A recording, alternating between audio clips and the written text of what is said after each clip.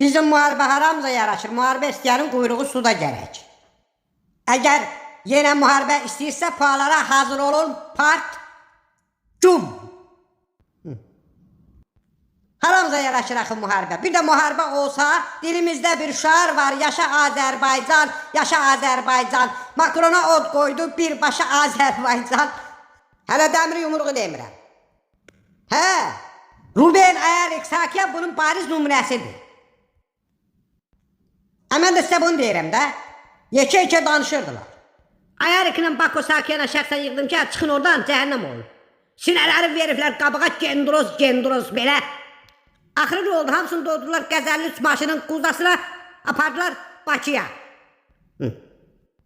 Dedim, bu Azərbaycan ordusudur. Mən dedim, eləcə mən eşitdim. Onunla mən İrəvana çatmışdım. Canımı çöldən tapmışam. Deməli, yekə-yekə danışan Sarkisyan idi, Koçaryan idi. Opşum, şəhərləyənlər hamısı qaçıb gizləmişdir. O haniyana yığdım, dedi, sən öz canıma qaşıma düşüb, qorxudan düşmüşdü. Dedi, gələmərə, dedim, cəhənnəmə gəl.